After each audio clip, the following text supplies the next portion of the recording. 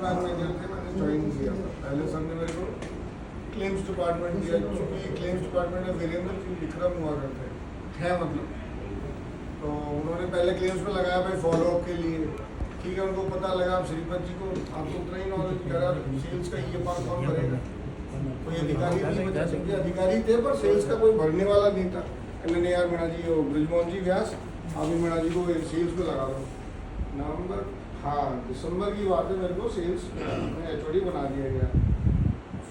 Just बनाते ही मतलब incident है, बनाते के साथ ही इंस्पेक्शन आ गई। वैसे तो श्रीपत जी बोलते थे, मतलब उनके साथ ये था कि मैंने ज्वाइन किया तो मेरे से पहले का मैं क्या जानूँ, मुझे तो पता ही नहीं।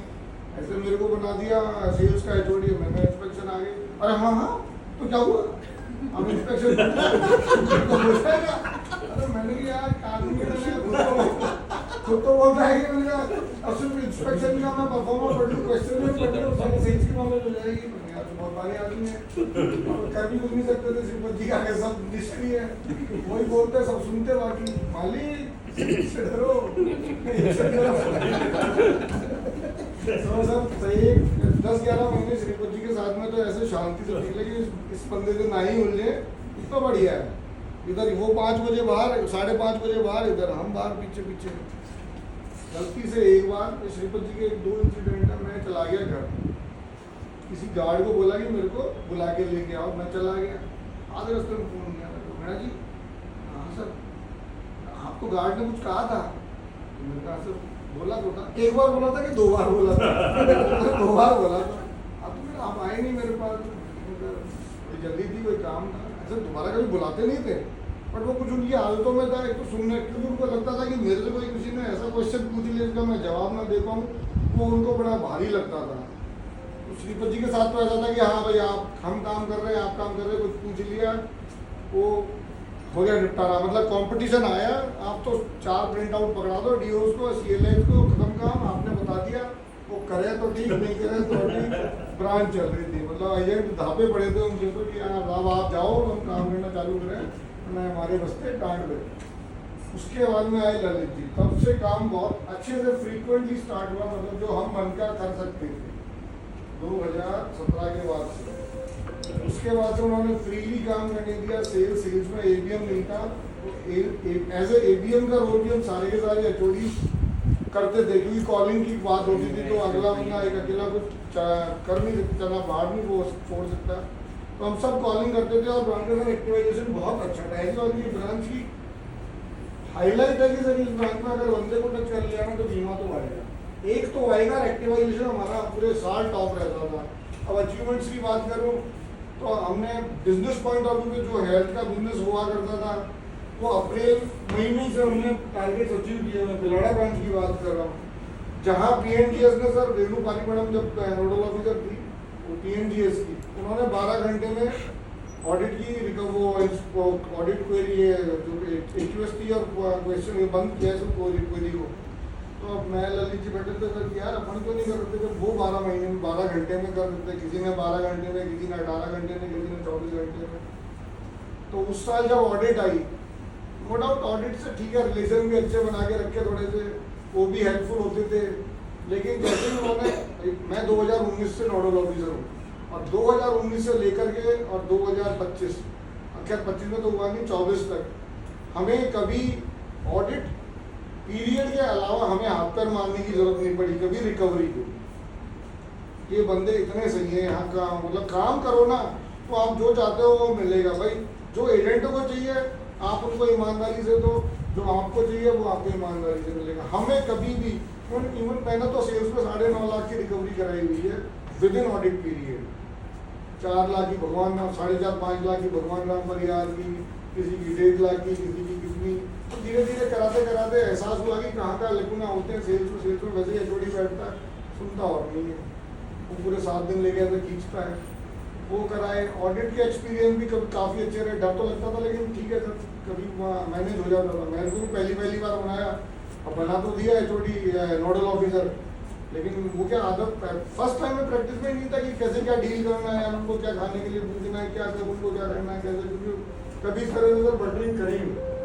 तो प्रैक्टिकल चीज़ें आप इतना वो काम में अपने एक्यूरेट हो ही नहीं सकते कि वो रिकवरी ना निकाले। कुछ उनको करना पड़ता है थोड़ा सा उनको, जो वो आपको होस्टिंग करनी पड़ती है, उसके बिना वो चलता नहीं है।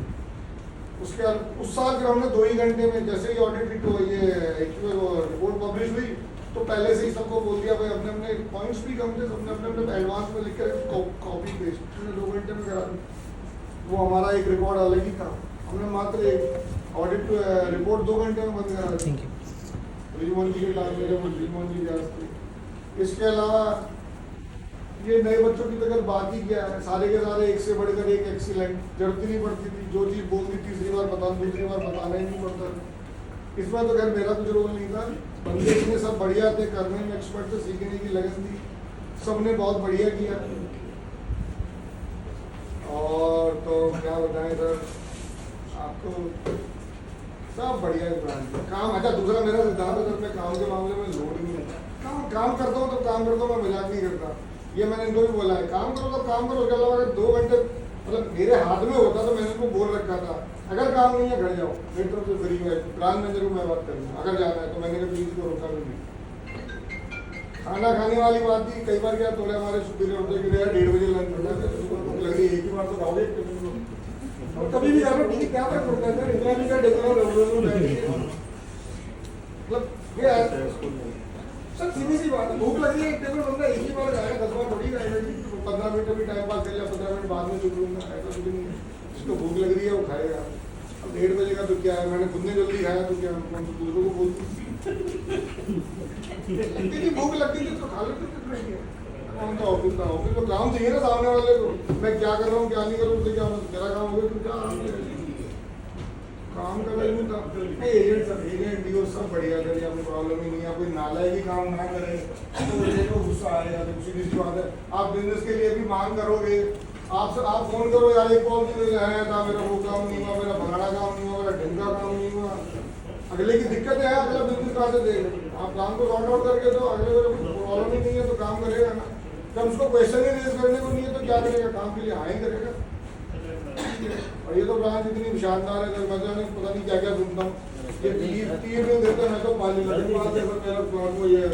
मेरा बैच फेलो है लगनपाल, ये पाली में था, बोलता था यार या तो ऐसे ऐसे लोग हैं टी बिल लेके आते छाती पे बैठ जाते हैं कि नहीं अभी बना के दो, तो ये यहाँ पे जो देते थे बेचारे वो 4 दिन बोल दिया तो 7 दिन बाद आते थे और तब भी नहीं पूछते थे। तो एजेंट्स इतने बढ़िया है सर। अच्छा मैं एक अपील करूँगा, जो 4-5 CLA बैठे हैं, तो वो तो करता है, ये भी करता है।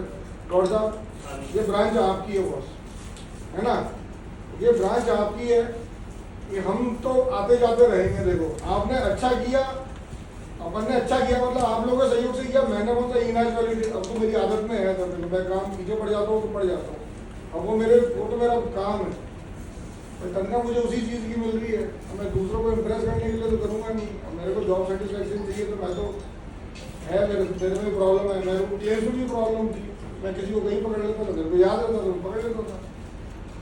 तो बिल्कुल में भी बहुत हो गया जितने मैंने आदमी बना दी को, मतलब बिल्कुल आउटस्टैंडिंग 2 साल रहा और उनको कहीं अप्रिशिएशन नहीं मिलता था मार्केटिंग में।